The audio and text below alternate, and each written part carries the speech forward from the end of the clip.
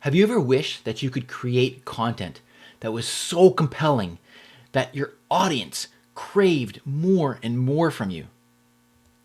Well, that's what we're here to talk about today, but in regards to flash briefings. We're going to talk about how to use creativity, gamification, and innovation so that your audience craves more content from you. My name is Teri Fisher. I'm a sport and exercise physician by day, and I like to say I'm a voice enthusiast by night. I'm the host of The Voice Den Show. I'm the host of two podcasts, Alexa in Canada and Voice First Health. And I'm also the host of two flash briefings, Voice First Health Health Tips and Voice in Canada, the top rated flash briefing in Canada. I was also very fortunate to receive the award for the best flash briefing of the year at Project Voice this year, 2020. And a lot of, I think, that recognition comes from some of the innovative and creative ways that I have used my flash briefing to develop a relationship with my audience and really energize them to be part of a community. And today I'd like to share some of those ideas with you. I also did a more basic presentation, if you'd like to check that out, flash briefing. I also did another presentation called Flash Briefing Formula 101, which is how to create a flash briefing. So you can always look that one up if you'd like to learn a little bit about the basics. Here's what I'd like to go through today, though. I'd like to talk a little bit about strategic partnerships in the context of flash briefings. I want to spend a fair bit of time on gamification and voice marketing funnels because this has actually generated quite a bit of interest in the voice community and actually the social media community. And then I want to leave you with a bunch of free resources that can help you to really take your flash briefings to the next level. So let's start with strategic partnerships. Now, one of the goals, of course, with having a flash briefing is to provide value to a partner when you're looking at a partnership. But more importantly, and I believe this strongly, is really to provide value to the listeners.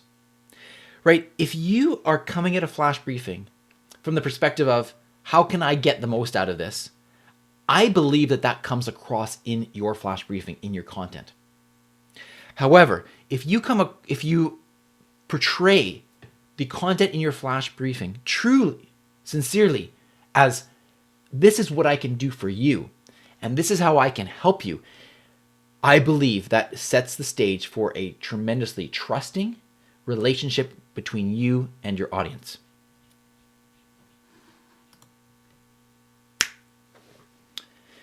Now, first of all, I believe that before we even talk about the strategic partnership, it's really important to think about the partnership between you and your listeners. Because I strongly believe that if you put the listeners in the forefront of what you're doing, trying to solve problems for them, that is critical to creating that trusting relationship. If you, on the other hand, for example, think about what can I get out of it, I think that comes across in your content. And so it's really important to think about what could you do involving a strategic partner that can benefit your audience. Because that is the number one criteria as far as I'm concerned. Now, having said that, once you start to look at creating that partnership, then yes, how can you provide value to that partner as well? How can you grow your brand? And how can you have fun with it? And so I want to tell you something that I did, specifically with my health tips flash briefing. Now, this flash briefing is all about daily health tips. As a physician, that's something that I speak about on a daily basis, and there's a fair bit of content that I can share in that regard. I provide practical health tips. I like to say that I believe that I'm a reputable source as a physician. I practice evidence-based medicine, meaning that whatever I say is based in research and studies. And here's the fun part. I was thinking, how can I reward my audience for living more or taking more healthy behaviors? How can I make it more fun? How can I reward them? How can I provide some more motivation for them? And so what I did was I came across a company known as Carrot. And some of you may be familiar with this, but this is an app on your phone, and it tracks the number of steps that you take. And what's interesting about Carrot is that they actually reward people for meeting certain goals. They track the number of steps that you take, and it has a currency value. And then those people can actually use that currency to bid on prizes, to play games, to do all kinds of things.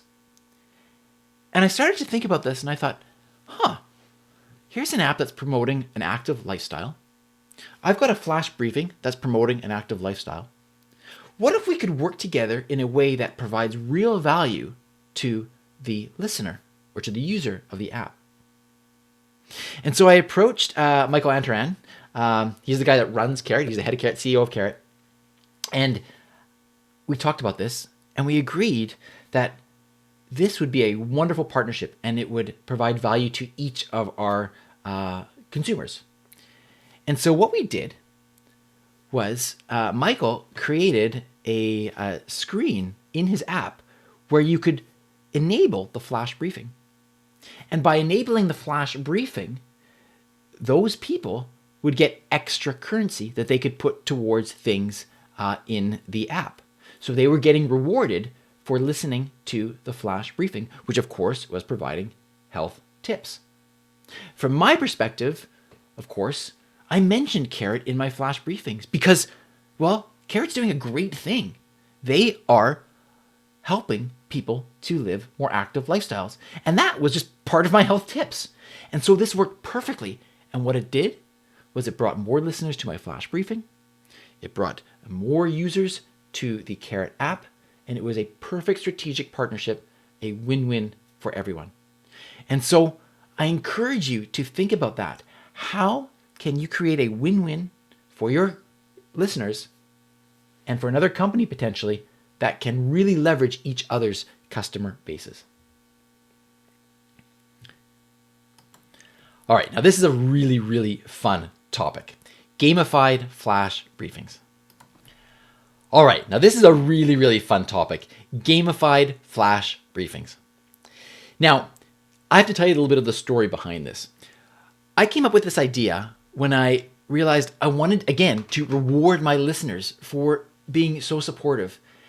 I wanted to also thank some of my supporters who had promoted my flash briefing or had come on my podcast. I basically thought that I wanted to do something special for anybody that had been supporting my brand. Of course, I did want it to grow my brand, but I also thought, here's a chance to be really creative, do something extremely innovative. And what I didn't know, somebody actually said that I'd created a new genre of flash briefings. And so how did this work? Well, this is what I did. For a 2-week period, I decided that on my flash briefing, I would give some type of riddle or puzzle. And the listener, if they chose to participate in the game, would have to solve that puzzle. They would then take that solution, go to a skill that I created called Crack the Code, and they would talk to Alexa. And they would see if they got the puzzle correct on that day. If they did, then Alexa would give them a little piece of a final code. And if the user did that every day for the 2 weeks, and they managed to solve the riddles and go to Alexa each time, after 2 weeks, 14 days, they would have had 14 pieces of the final puzzle. And then, if they could take those 14 pieces, put them together, and talk to that skill, Crack the Code, with the final code, they would be told how they could win a prize. There were a lot of steps to this, but it was such an incredible opportunity for people to get involved. And I'm going to show you some of the feedback. People loved the game.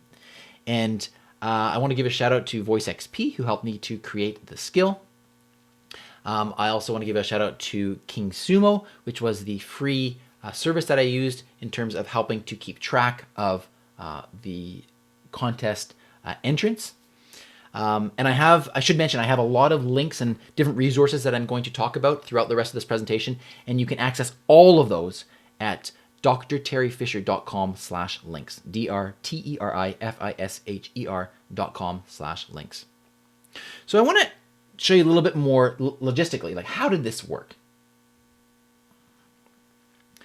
Well, what I essentially had created by doing this game was a voice marketing funnel. Let me explain. So Funneling in the marketing world, and I'm not a marketer by any means, but basically you have somebody that makes contact with your brand through some type of channel, and as they become more engaged with your brand, you're sort of leading them down a funnel to ultimately some type of action that they take. So very often somebody will first make contact with a brand through social media, and that's no different in my case. I have a presence on social media. I probably spend the most time on Twitter, but I do have a presence across various social media channels. And so people would access my brand through social media. If they were interested enough, they may then check out one of my websites, Alexa in Canada in this case, for this game. And then perhaps they might even look at my podcast, have a listen to it. If they're interested enough, they may subscribe to my flash briefing, Voice in Canada. And if they start playing the game, they may be intrigued enough to then go to the game skill, Crack the Code. The way Crack the Code worked was if they got the code correctly, they were actually sent back an SMS message with a link to take them to my website where they would enter the contest and give permission to opt in to my mailing address as well. So by using voice technology, I was able to create this voice marketing funnel. Now, how does that work in the context of the game? Well, they would enter the voice marketing funnel, and in the context of the game, they would actually enter in 3 different ways.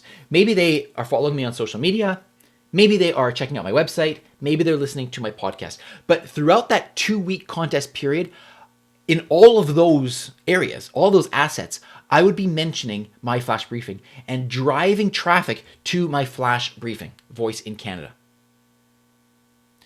Now, on the flash briefing, that is where they would actually hear about the game, Crack the Code. That is where they would get the clues each day of the riddles that they had to solve.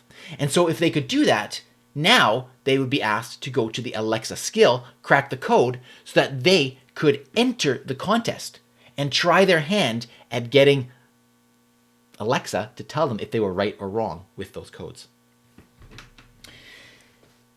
They would then, if they entered, as I mentioned, get that SMS message sent back to them if they opt into that, and then go back to the website where they could opt in and actually enter the contest. The official entry was on my website. Now, this sounds like a lot of steps. And yes, I was concerned, are people actually going to do this? Well, let me give you a little bit of the results, because the way it turned out, people loved it. I've actually done this 2 times now, and here are some stats from the first time. The first time, I had 574 contestants enter the contest. The number has gone up since the second one.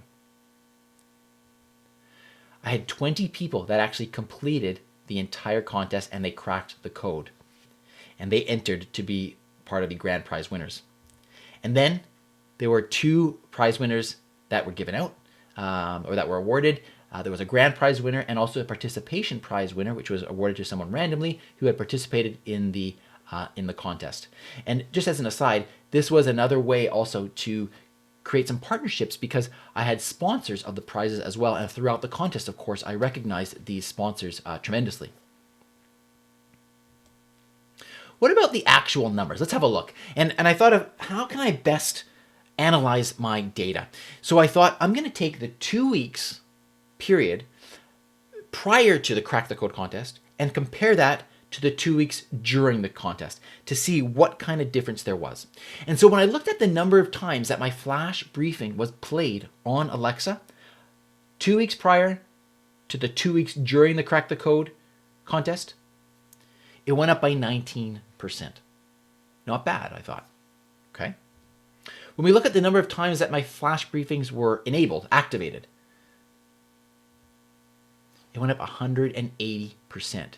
So people were very interested in trying out this contest. They were at least intrigued to try it out. What about web traffic? Because remember, people were coming back to my website, and something else that I didn't mention is that oftentimes the clues that I gave, in order to be able to solve those daily riddles, people would have to go to my website and search for different things. And in a way, that was another way that I could drive people back to my website. So how did my web traffic do? It went up 110% over that 2-week period. And what about the flash briefing plays on the web? Because another thing that I did was I embedded my flash briefings on my website so that if somebody missed, say, day 1 or day 2, and they started on day 3 or day 4, they could go back to my website and listen to those prior flash briefings. And so the flash briefings were played on the web quite a bit. They went up by 203%. People, once they discovered the skill and this contest, went back to the website to get caught up and discover the other clues and try to solve those riddles. So that's an idea of kind of the flash briefing plays and my website traffic. Really, really great results as far as I was concerned. Now, as I mentioned, I'm quite active on Twitter, and I thought, I wonder if this is generating any buzz on social media. And so I looked at my data as well for Twitter. And in this case, again, I looked at the 2 weeks prior to Crack the Code to the 2 weeks during Crack the Code, and to see what kind of difference there was. So the number of followers that I gained in that 2 weeks prior to the contest versus the 2 weeks during the contest, it went up by 491%. So there was a lot of buzz around this, and as you'll see, people started sharing this contest. People were very interested in what I was doing, and as an outcome measure, I mean, this shows that already doing a type of game like I did a tremendous amount in terms of marketing my brand and increasing the impressions that I got throughout social media. And I'll talk a little bit more about that here in just a moment. Twitter link clicks. So obviously I was promoting this on Twitter, and were people clicking on the contest from my Twitter profile? So Twitter link clicks in general, because I had some things that I was linking to prior to the contest, it went up 427%. Huge, huge jump. Retweets. So again, I looked at my rate of retweets before the contest versus during the contest, and I found that the retweets went up by 65%. So again, people were interested in what I was doing, and they were interested in sharing it out. They thought it was valuable enough to their communities that it was worthwhile sharing it. Twitter likes. So again, this is another sort of indirect measure of the impressions, and I'll show you the impressions in just a moment. Twitter likes. Again, 2 weeks prior versus 2 weeks during the contest, 139% increase. And Twitter impressions. So we look at taking all of this together, with the retweets, with sharing, with commenting, with liking, and then people sharing that out. How many impressions overall did I get with the content that I was putting out over those 2 weeks versus the 2 weeks before the contest? This blew me away. I had an increase of 2,100% in Twitter impressions. So when you talk about having an impact, marketing your brand, and doing it in a way that is creative, creates intrigue, gets people excited, gets people involved, this is a new model. And in fact, it's something that I've done again, and I have a slide about it later, but I'll just tell you now, I'm actually planning Crack the Code 1000 to celebrate my 1000th flash briefing, and that's coming up in just a few weeks, and I'll give you a little more details about that. So this is an overall summary of the Twitter results. Almost 500% increase in followers, 400% in link clicks, 65% in retweets, 139% in likes, and 2,100% in the impressions. Now, numbers are great, and I can show you lots of numbers, but you're thinking, okay, well, what did people really think about it? What was the experience like? Well, I want to share some quotes with you, and these were all unsolicited feedback. So one quote says, this is an interesting experiment. They are gamifying flash briefings. This may become its own genre within flash briefings. The second one, it's a little bit small. I'll read it out to you. This was actually an email that I received, and it says, "Hey, Teri. Well, we have been at trying to find the answer to the first question for about 2 hours. So think about that in the context of voice technology. They were playing with the Alexa skill, crack the code, for 2 hours trying to find the answer to this riddle. That is incredible engagement. Here's another quote. That is what taking skills to the next level looks like. Congratulations on your 500th flash briefing. It is amazing. That was when I started the game. Today's flash briefing was fun. Listening to the flash briefing is the first thing I do in the morning. I'm enjoying the game too. It's definitely an interesting concept. It shows the potential for much more than just news and content on flash briefings. I can see major brands creating flash briefings with gamification to drive traffic to their skills, stores, websites, social media, etc. And the last one, 4 for 4 and one better. I cracked the code. I'll still be playing along every day as I find it, I gotta get the way here, super informative. I'll be checking out the answer to today's clue sometime today. I had no idea about that clue. And thanks for this. Most fun I've had online in ages. Thanks, Teri. So I'm sharing this with all of you because I encourage you to do this type of thing. There is so much more to flash briefings that can be done than simply reporting news. And there are so many ways to engage your audience. And this is just one simple example of what I did. Yes, it takes a lot of work. Yes, it takes a lot of effort and timing and logistics and making sure that all the pieces fit together properly. It's not something you can put together in a day, but is it worth it? 100% it is worth it. And if you want to experience it, this is what I was talking about. I have been doing my flash briefing now for almost 1,000 consecutive days. And I'm so happy to announce here that the next generation in the revolutionary flash briefing game, Crack the Code 1000, is starting November 4th, 2020. And it's going to culminate with a party at thevoiceden.com on November 14th. And so I hope you will try out the game. I hope you will join us for the party at thevoiceden.com. You can register for that now. And I look so forward to having you part of this. I want to finish off with a couple of resources, as I mentioned. Number one, Flash Briefing Formula. This is a comprehensive flash briefing course. If you're not sure yet how to create your flash briefing and get it up and running, this course is for you. I cover everything in tremendous detail to the point that I can walk you through step by step with screenshots of where to click to get it up and running. We cover the basic information, descriptions, titles, etc. We cover the technology. We cover marketing plans. We cover how to maintain your flash briefing, the whole bit. And the best part about it is this is entirely free. It is my gift to you. And you can access that at flashbriefingformula.com. If you, of course, are interested in getting more information on the voice marketing funnel and how I set up the gamified flash briefing with details, again, with screenshots of how I did it, some of the resources that I used, then I was very pleased that Social Media Examiner picked this up and they published an article about this, how to create a voice marketing funnel with Alexa flash briefings. And you can simply go to alexaincanada.ca/voice funnel, and that will take you directly to that article where you can read, follow along, and set up your own gamified flash briefing, just like what I have described to you. Finally, I did mention a lot of links in here. I'll have all of the links that I mentioned at this site.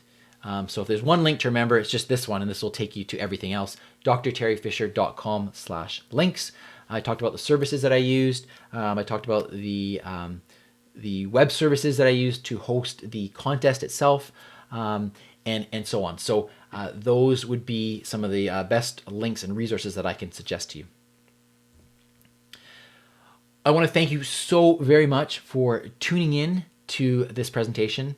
As you can tell, I love flash briefings. I think they are such a tremendous opportunity, and I think there is a real chance here to do something very innovative, creative, we're just at the infancy of voice technology and how these flash briefings are being used.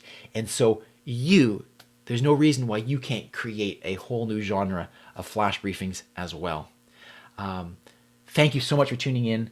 As mentioned, I'm more than happy to chat with any of you to answer any questions. There are my contact information on the screen, drterryfisher.com, and that's my Twitter handle at drterryfisher. And I look forward to hearing from each and every one of you.